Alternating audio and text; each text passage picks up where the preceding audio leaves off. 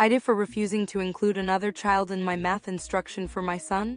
My older son 12 is very interested in math and has the aptitude to match. Not a huge surprise, as I was the same and went on to get advanced degrees in a quantitative field. Due to my wife's job, we relocated to a smaller town. The public schools have become a mess since COVID. So we enrolled him in what is regarded as the academically strongest private school in the area. It's okay, but not nearly as good as the public school in our old home city. We supplemented son's math with an online program last year, at which he excelled. Math at school was a total waste, but he could afford the lost time. But he has a lot of interests: music, coding, bouldering, baseball, etc. And now homework load is increasing. Time is scarce and he can't double up on math using evening time. We asked the school if he could just use his math period to go to the library and get ahead on homework, but they refused. No one to supervise was the reason given. And doing synchronous online math in the library won't work because his schedule is blocked and the time of day he does math moves around. My office, I'm remote, is a 3-minute walk from the school on purpose, picked for drop-off ease. So I asked if I could take charge of his math education in the library. School agreed.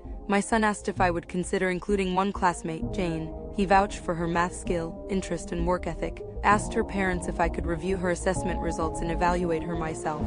She wasn't quite up to where my son is, but close enough that I could make it work, and she seemed very hardworking and enthusiastic. So far, so good. A few weeks into this, I get a call from the school. The parents of another student, Joe, are upset that he was not offered a chance to participate.